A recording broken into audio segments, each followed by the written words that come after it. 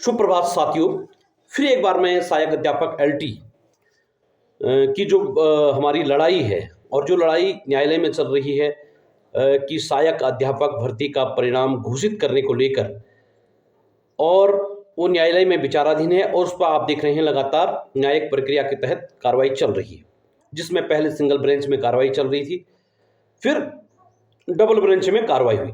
Double bench को आपने देखा, वहां पर आपने दोनों पक्षों की दलीलों को सुना। अब दोस्तों 16 तारीख को फिर सिंगल ब्रेंच में कार्रवाई है और 17 तारीख को डबल ब्रेंच में कार्रवाई है, ये सबको पता है।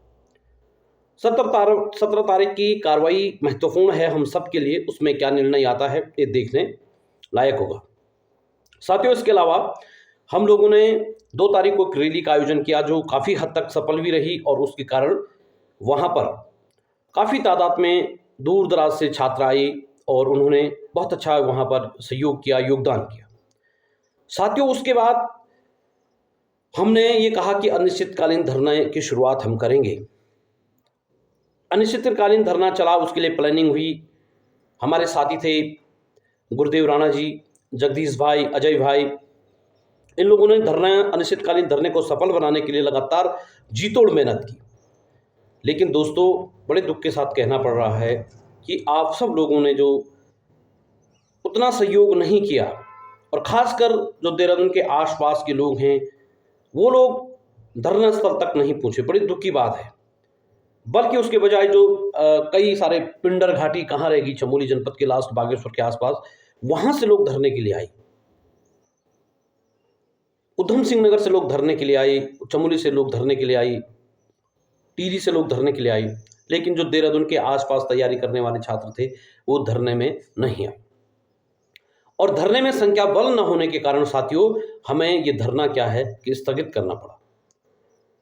देखो साथियों, जो देहरादून में इस अनिश्चितकालीन धरने की तैयारी कर रहे थे या उसके में जुटे थे, जब हम किसी कार्यक्रम को शुरू करते हैं साथियों तो उसमें बहुत एक तो संख्या बल चाहिए। बिना संख्या बल के कार्यक्रम कभी भी संभव नहीं है। दूसरे में आप जान सकते हैं कि संख्या बल के अतिरिक्त धन बल का होना बहुत आवश्यक है। और दोस्तों जो साथी नहीं भी आए उन लोगों ने भी धन बल की तरफ से कोई सहयोग नहीं किया वहां पे धरने को।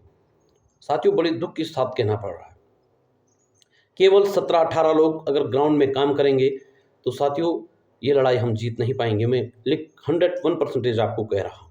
और ये भी तय है कि जो बच्चे लड़ाई लड़ रहे हैं ये खुद अपने लिए नहीं लड़ रहे हैं। ये लड़ाई आपका 1500-1400 बच्चों का जो रिजल्ट आना है सहायक अध्यापक का, उसके लिए लड़ रहे हैं।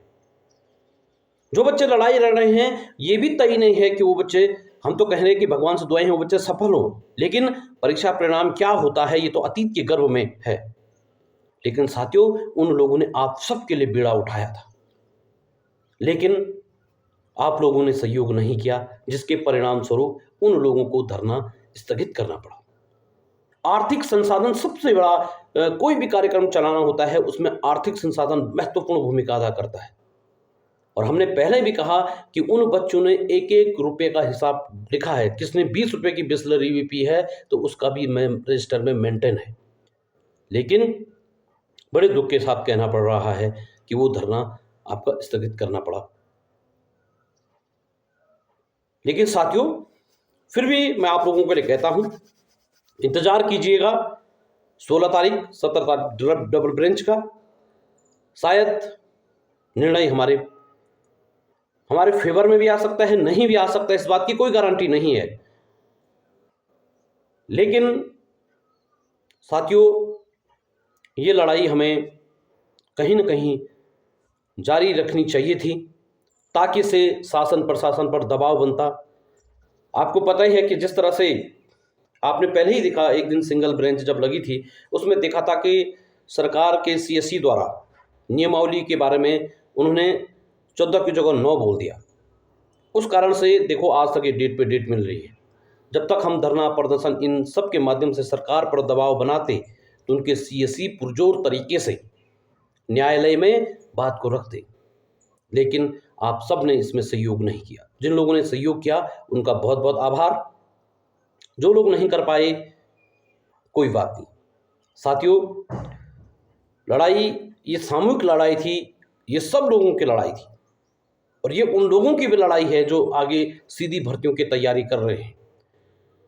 अगर यहाँ पर 1% अगर हम हार गए, वेटेज मिल गया, तो खतरा, प्रवक्ता, असिस्टेंट प्रोफेसर, ग्रुप सी की सारी भर्तियां सब प्रभावित होंगे और अन्य राज्यों में जो भर्तियां हैं उन पर भी इसका असर पड़ेगा। इसलिए संकल्पबद्ध होकर हमने ये कहा था कि इसको रोकना है, परीक्षाओं के वजूद को रोकना है।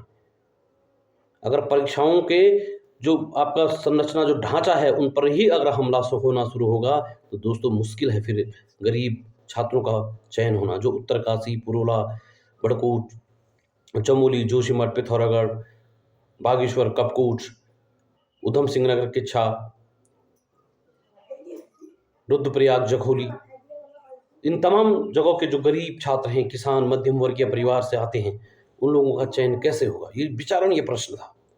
लेकिन कोई बात नहीं, आपने सहयोग जिसने किया धन्यवाद, जिसने नहीं किया उसका भी धन्यवाद। हम लोग तो अपने स्तर पर लड़ाई लड़ेंगे। बाकी नमस्कार।